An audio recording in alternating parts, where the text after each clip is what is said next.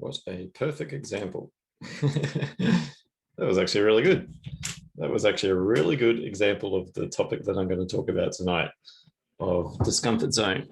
But first, I am Dion from Eflowtion, an EFT Tapping practitioner, along with a Soma breath instructor, and my wife, who is also an EFT practitioner, who offers her services at Eflowtion as well. And what I meant by that was a perfect example. The topic of tonight is discomfort zone, and few computer things where it decided connecting to Facebook, Zoom decided to have a little freak out. So, but the thing is, I did not, which is good, which is kind of going to be the theme of what we're going to talk about.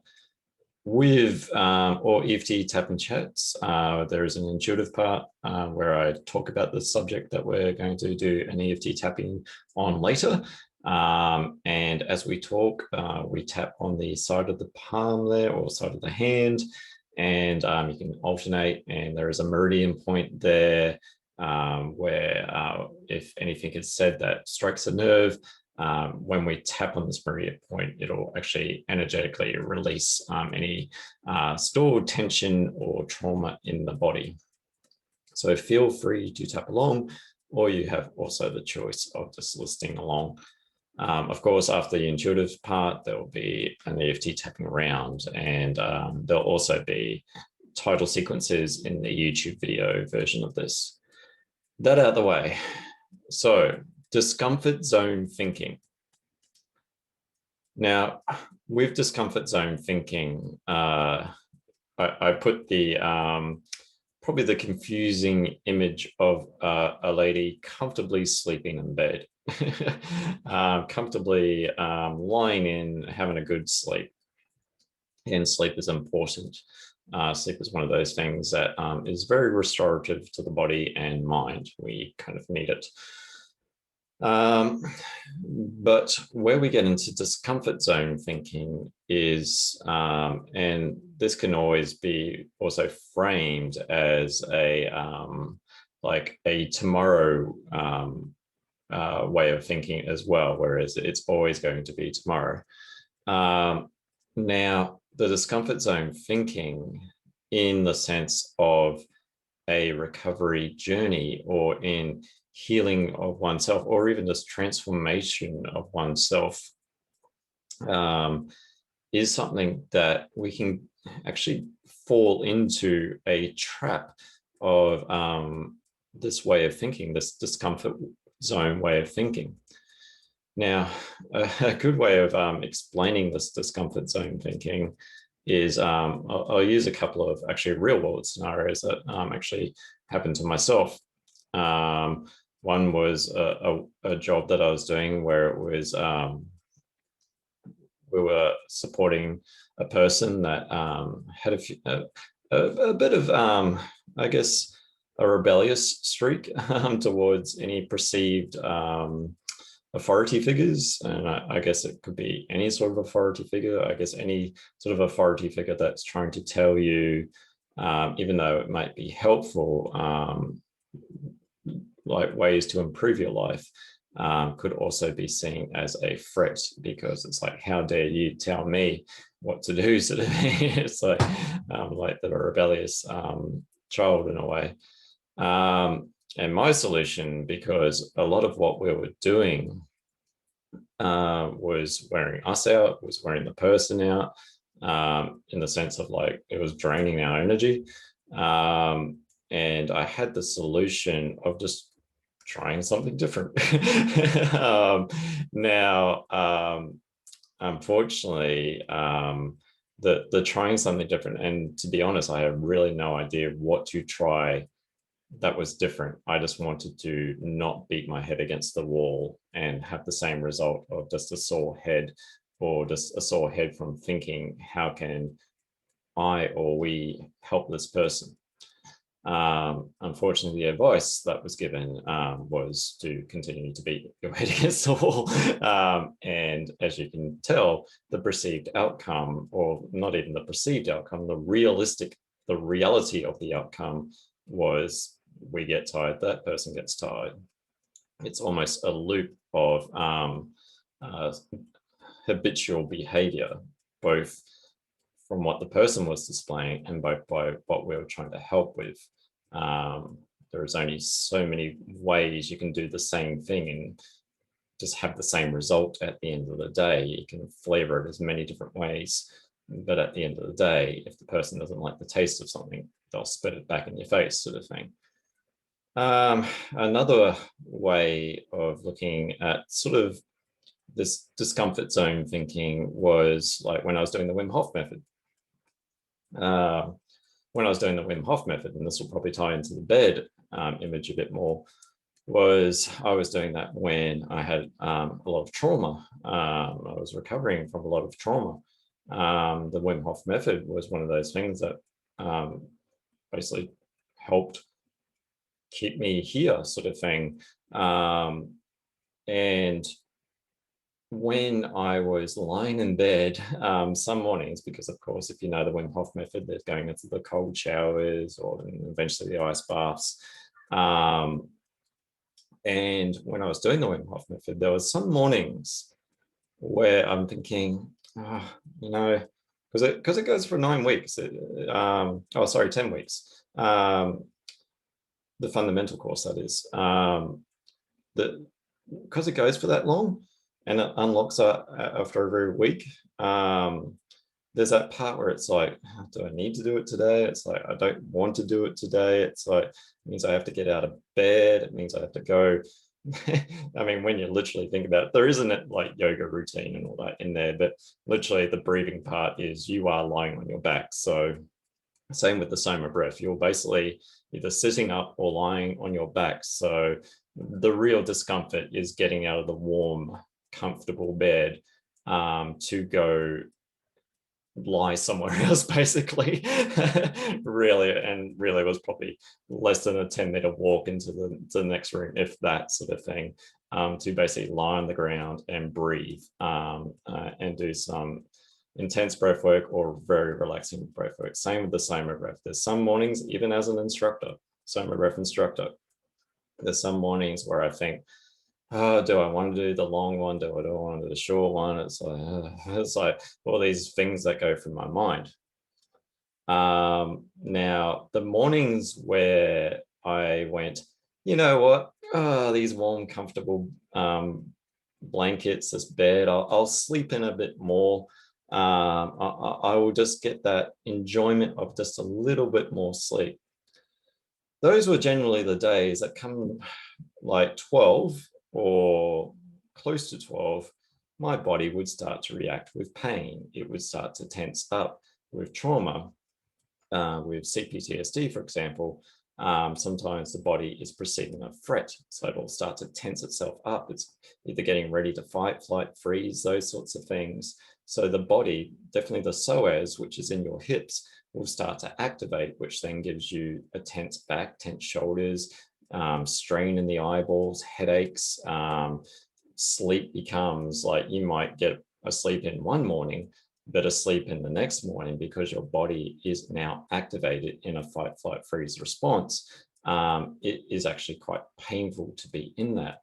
So that moment of comfortable thinking led to discomfort. So it actually led me into a discomfort zone with the pain. It was actually, and it actually took more work in the sense of to undo, and also more work, I guess, on a cognitive level, because you're berating yourself. It's like, oh, I should have done it. It's like, oh, if only I could go back in time and wake myself out of bed and do it. And it's like, so you start to blame and shame. And of course, anything with trauma or any sort of, I guess, cognitive, emotional, subconscious emotion, there's a lot of shame, blame, and guilt that we're already beating ourselves over the head with, sort of thing, or beating our head against the wall with.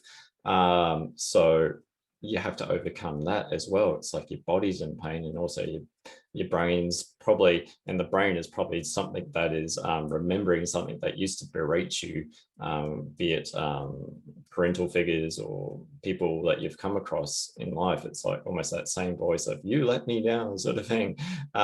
So therefore you get double the discomfort for that moment of comfort, that moment of sleep, that sleep in where it's like, I get to be nice and comfortable. And I'm not saying that you can't do that. I'm just saying sometimes when we're doing these things, we can actually start to fool ourselves. We can go, you know, that pain wasn't that bad that day, or I can sort of feel the tension or that headache coming on, but you know, it's like, I'll watch this, I'll do that. Or it's like we start to almost like sidetrack ourselves, or I'll go on my phone a bit more, sort of thing. We find ways to basically sidetrack ourselves in the hope that these short-term comforts will stop this massive discomfort that is still building. It's like, once again, that meme where the dog is sitting in the burning room and he's just saying, it's drinking a coffee saying, this is fine. It's like, that's like that with the discomfort that is not getting acknowledged in the body. It's like your body is almost like, I mean, if we talk about inner child sort of thing, it's almost like the inner child is chucking a temperature tantrum because it's not getting the attention that it deserves. It's not getting the nurturing that it deserves. It's not getting the healing work that it deserves. So therefore, it will respond in the best way possible, and that is pain. And I'm not talking about there's an actual inner child thing, but I'm just saying our response to, I mean, think about it in the sense of, if you ignore something long enough, does it get better? I mean, you could light a match to a bush and you could walk away from it and pretend it's not getting bigger and bigger, or you could actually attend to that flame and put it out. So with discomfort zone thinking, we tend to sometimes fool ourselves into thinking that we're actually comfortable. We're thinking that, you know, these short-term, almost Band-Aid solution things to bring this comfort is actually a Band-Aid on a bigger wound that is lingering beneath the surface. Now, with the discomfort zone thinking, ways that we can actually almost, and when I say fool, not as in we're foolish in doing this, it's just sometimes it's the thought of going into these painful, or think about, like, another way to look at it is going to the gym.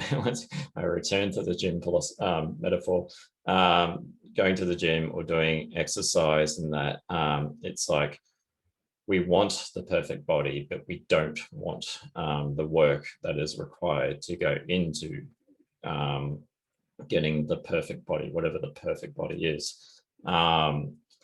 Or just to go for a walk somewhere. Could be that tomorrow thing. I'll do it tomorrow. I love tomorrow. It's like, and I'm guilty of it sometimes myself. It's nowhere near perfect. Just tomorrow I'll work on that perfection. But I think it's like, if you look at that tomorrow, it's kind of like this fantasy world that we have. It's like, tomorrow my business will flourish. I'll have hundreds and thousands of clients lining up, sort of thing. I'll be able to do all this or that. I'll be able to achieve all these things. And I really want to have it right now, but the best time to actually have it is tomorrow. It's like Tomorrowland. Tomorrowland is your actual fantasy land of all your ideal possibilities. And Tomorrowland always lives in tomorrow. So when you get to tomorrow, it then resets to the next tomorrow and tomorrow.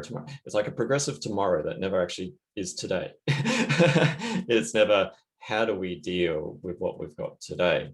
So therefore, it's like, that's what I think about that tomorrow way of thinking. It's the promised land of everything is possible, but it always just lies on that horizon of tomorrow. But bringing tomorrow into today, ways that we can look at how we might be fooling ourselves in the sense of our pattern of thinking, our habitual pattern is actually strangely trying to keep us safe by keeping us in comfort, which then puts us into discomfort, is our body's way of keeping it safe. So when I was lying in bed, saying, you just need a bit more sleep sort of thing, rather than go lie somewhere else and do a breath work sort of thing, it's actually safer and comfortable in bed, and going out into the world where it's scary and it's like you've got to move your body and do all these things. It's more safer in this comfort, and it's what we know. What I know right now is I'm in bed, I'm comfortable, and therefore why do anything else? Why go into this discomfort zone? And by staying in that comfort zone, I got into discomfort zone. And maybe I should paraphrase. There is an unhealthy discomfort zone and a healthy discomfort zone. The healthy discomfort zone is where you're progressing towards transforming some of these pains or weight or emotional baggage that hold you back. There's the unhealthy discomfort zone where it's like, if I stay in my comfort, I will actually get unwell. I will actually become unwell. I will experience a feeling of dis-ease within my body and my mind. Now, I keep dancing around how we can actually get into this almost foolish way of thinking, in the sense of it feels foolish. And what I mean by foolish is, like, when someone plays the fool, and that is like being silly, and that it's kind of like, when you do realize what is actually going on, it is kind of laughable in a way. It's actually so simple, what is actually going on with ourselves. That's what I mean by foolish. It's foolhardy. Now, ways we trick ourselves, and with everything that we do is sometimes a learned behavior. We learn things along the way that actually keep us in this unhealthy discomfort zone. Now, I guess, like, with the exercise, I'll start there.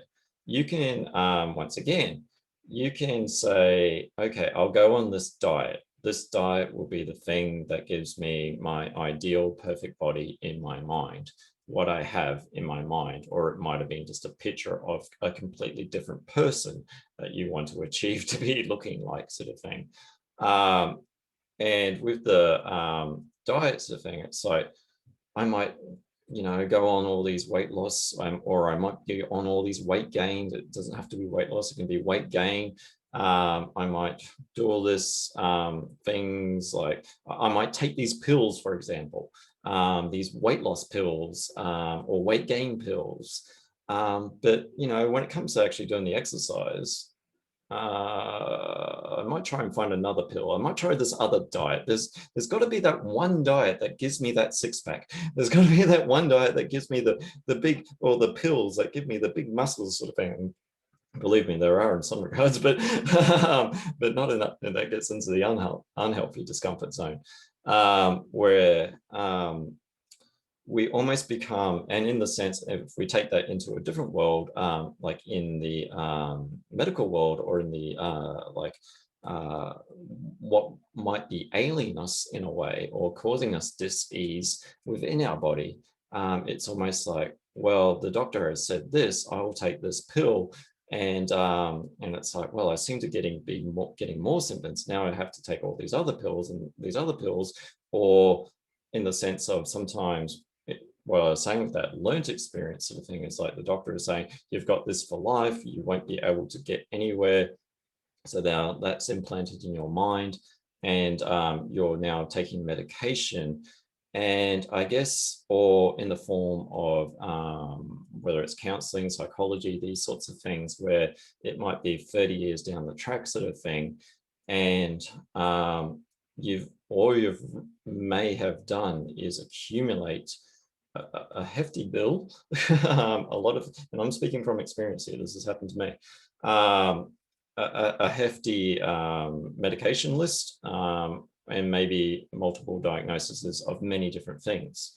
And I sometimes it's once again where you'll have to question a bit what is actually going on here. Is like, I guess if I frame it in this sense, is are you living the life, or are you allowing a clump of medication to actually get you to wellness? Is the pill living the life for you? And that, are you just trying to find that right unlock key with a medication to cure something within yourself? And I think that's where it gets into where we need to be asking deeper questions, or going deeper into what is actually happening, probably more on a subconscious level or within the body. The body might be holding on to something, and the medication will do its part. I'm not saying it won't, but the medication won't go in and go, hey, this happened all the way back in your past.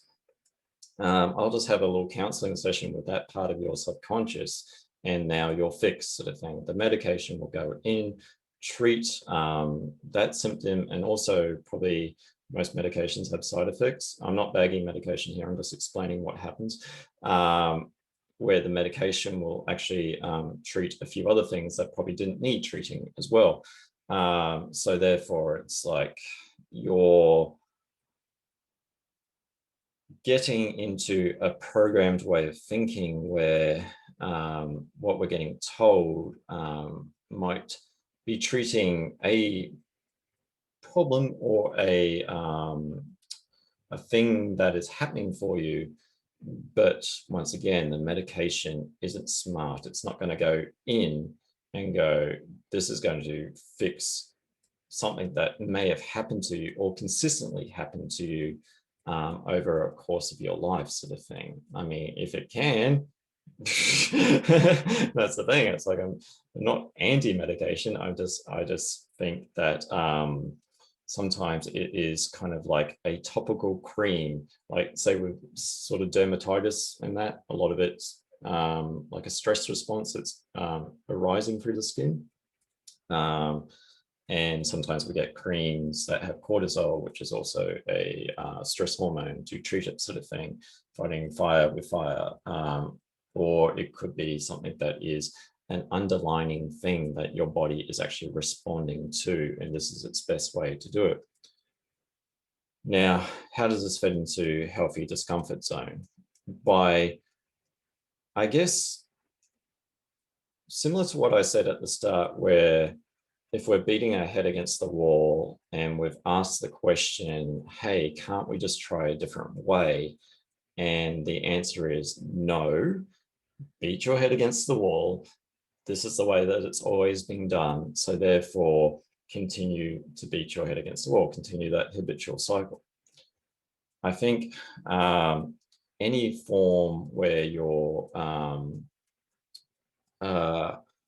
told that there is no other way, there's always another way. That is a good thing about life. But what does stop us sometimes is the fear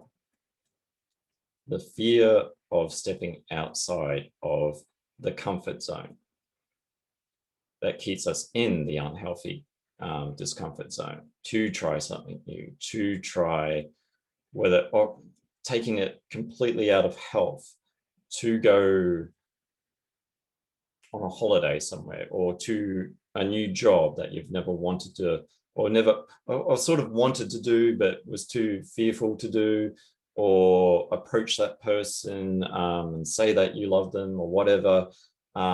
It's normally that fear that keeps you in the unhealthy comfort zone. The other thing that likes to stay in the unhealthy comfort zone is regret. Regret is there to make you feel bad, guilty, and you should have done all these things, but now it's too late. Now, when we step back into health, we don't tend to want to get to that too late part. We don't want to get to that part of, there was this thing that probably could have helped me, but now it's too late. And that could either be through fear or just through what we know or what we're being told works. But what we're being told that works is still beating your head against the wall. It's still doing the same thing, it's still having the same outcome. And once again, if it's like if you're in sessions for 30 odd years sort of thing, and there's no progression or just a little bit of progression, but a little bits of progression are okay, but like that's 30 years of your life. It might be like looking at, am I just cycling here? Am I actually making any traction to go forward in life? And we'll never truly know, because each individual has their each individual story. But what is common with all humans, the thing that sometimes keeps me in bed, was that fear of getting out of bed, that fear of going to the next room, the fear of going into the world. I went into a freeze response. It was basically stay in bed, it's comfortable, and everything will be fine. Or take this pill, it'll treat everything, everything will be fine. Or this diet will give you the six-pack, therefore everything will be fine. Or don't approach that person, whether it be man or woman, tell them that you love them, they'll never know, stay in your discomfort zone, unhealthy discomfort zone, and everything will be fine. And I think we know the outcome of that. So sometimes stepping out of your comfort zone or unhealthy discomfort zone and bravely stepping in. And that's why I always have high, it's really hard to, I have high respect and high admiration and high, hope and high, respect just it doesn't encapsulate the feeling enough, but for those willing to step upon the recovery journey. And I also have high respect for people that step off, but then step back on again. It means we're willing to try. And maybe sometimes when we step off, it just wasn't the right thing for us at the time or the right treatment at the time. But to go on that recovery journey. Now, the healthy discomfort zone does imply discomfort, does imply working through things that are in ourselves that we don't want to deal with, in the sense of we don't want to deal with some of those shadowy parts of ourselves. We don't want to go into that part that kind of we fear, but fearing fear just creates two fears and then more pain in the body.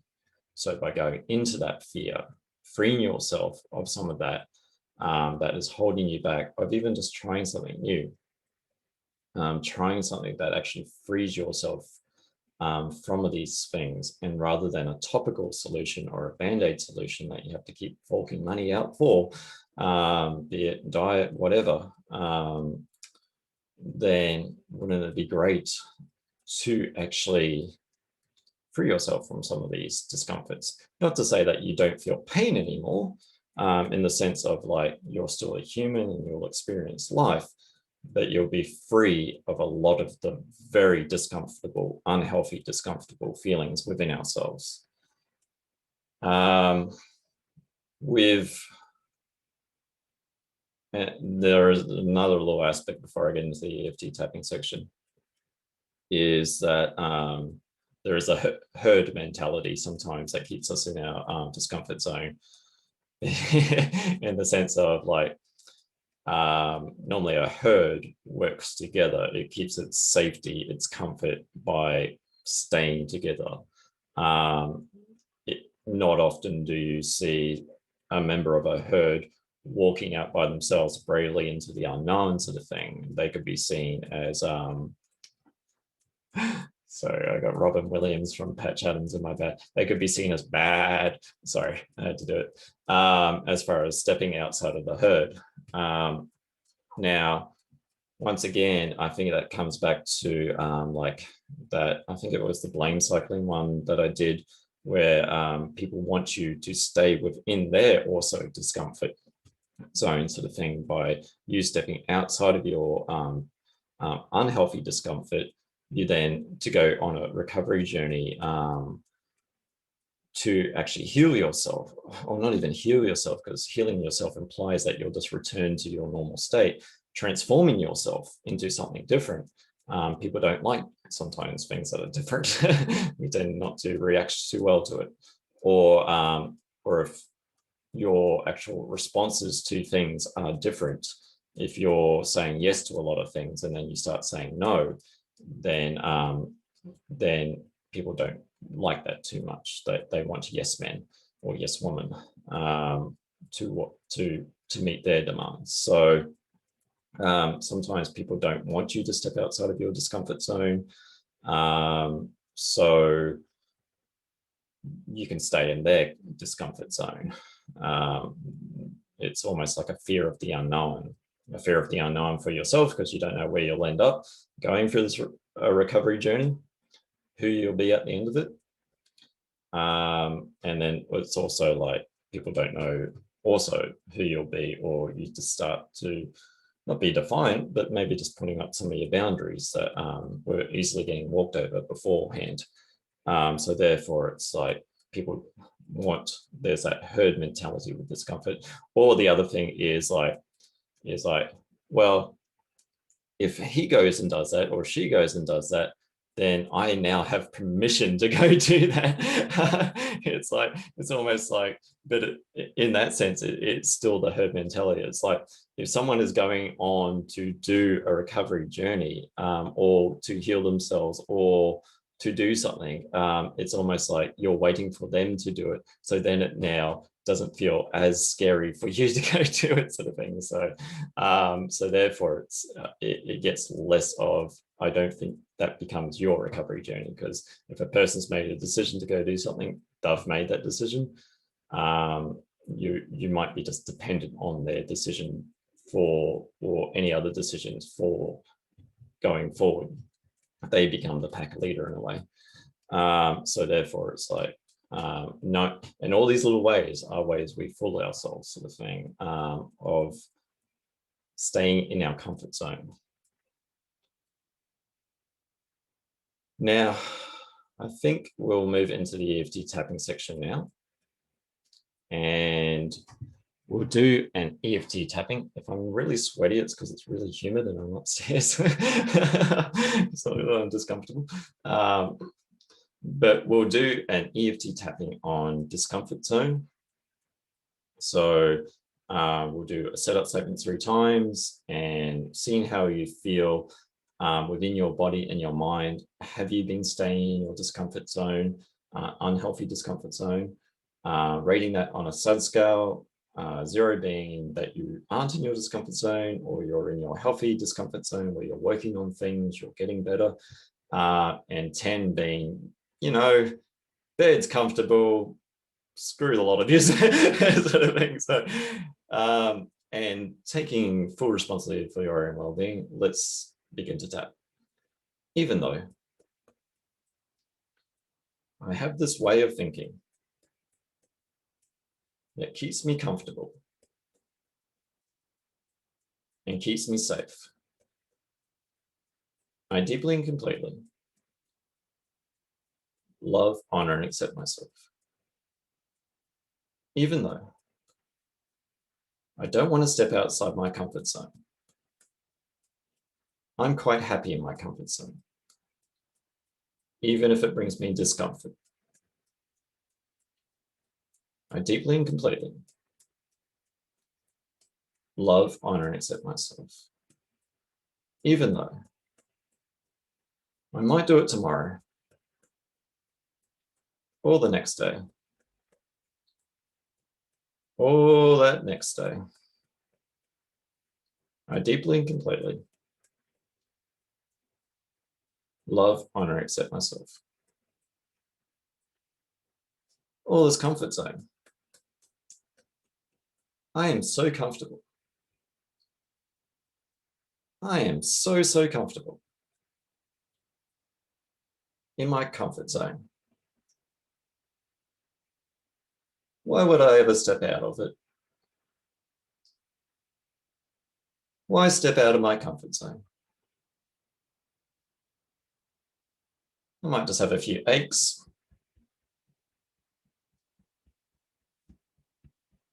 Have a few pain in my body. I might get really sore. Or I might get really frustrated sometimes. I might get really anxious. I might get really fearful. I might have dread run through my body all the time. Whenever a situation arrives. But you know what? I'm quite comfortable. Definitely feels like comfortable. Definitely sounds like comfortable. Or is that just my way of thinking? My way of thinking might be keeping me in an unhealthy discomfort zone.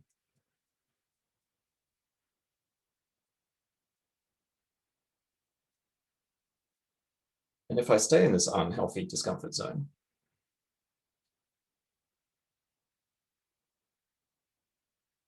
my health,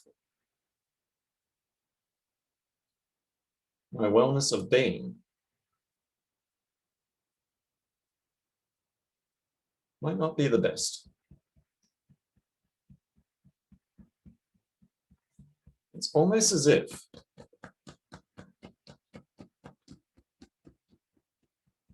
I'm in a room that's on fire with all this inflammatory stress. And I'm saying it's fine. I'm quite comfortable in this room of fire. I might be on fire and getting terribly burnt, but as long as I ignore the situation, or have some level of awareness,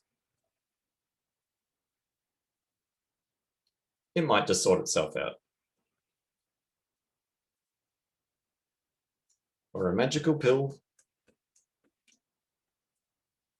or a magical diet, or maybe tomorrow will finally arrive.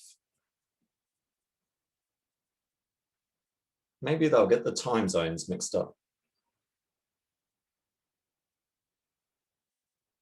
And tomorrow will be today. And I really had to do nothing at all to achieve this perfect life.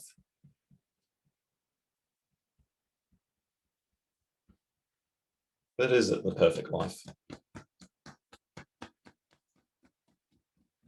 Is it just what I've made up?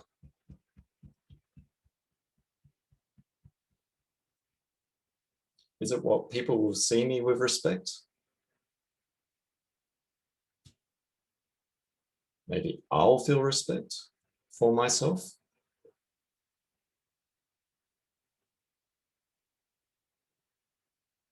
And maybe it might be true.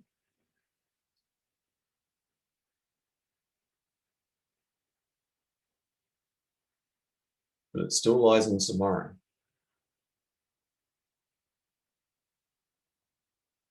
Meeting that perfect person and having that perfect life still lies in tomorrow.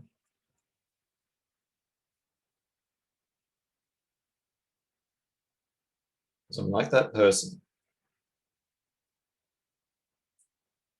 saying that $1 million check will solve all my issues.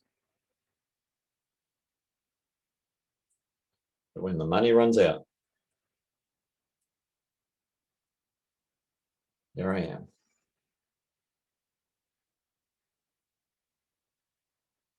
And I was comfortable the whole time. So maybe,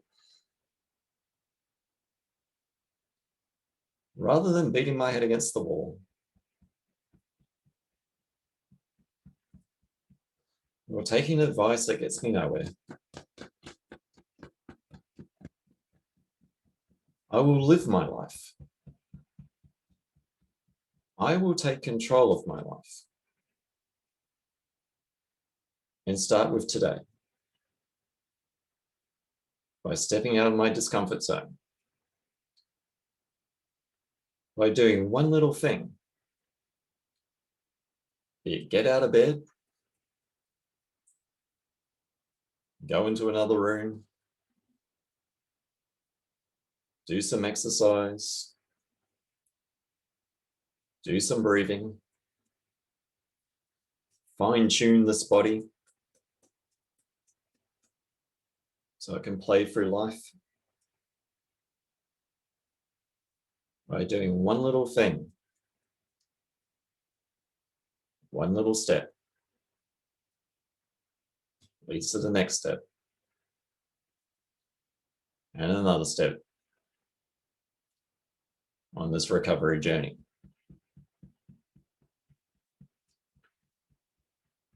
And every time I start to fool myself, every time I start to fool my inner child and say, hey, you don't deserve this self-care. You don't deserve this nurturing. You don't deserve this self-love. I'm sure my inner child will remind me. And I'll give myself some self-love and some self-care, some self-deserving.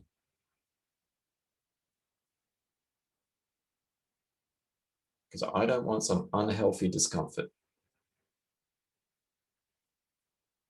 I want to step into unhealthy discomfort. I want to step into healthy discomfort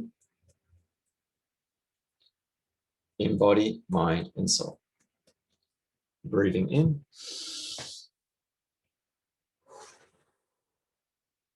And seeing where you sit on that side scale. 0 being no discomfort at all, unhealthy discomfort. 10 being still pretty comfortable in bed, and just seeing where that resonates with you in your body and your mind. Are we staying in our unhealthy discomfort zones? To go anywhere in life, to succeed, means going out of your discomfort zone. We don't tend to have great discoveries by people not stepping out of the discomfort zone. And maybe the greatest discovery of all is discovering your true inner self. And what we perceive as our perfect life in Tomorrowland, by going through some of this recovery work, it may have just been what we hoped and desired as a response to what we didn't have already.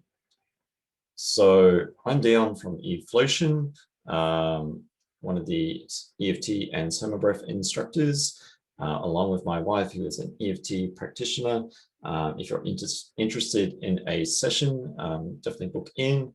And once again, I'll put these into title sequences so you can jump forward to where you need to be. And oh yeah, I do realize that I did stuff up the last part of that EFT tapping. Tomorrow I'll work on getting a bit more perfect at it. I'm joking. All right, see you next time. Bye for now.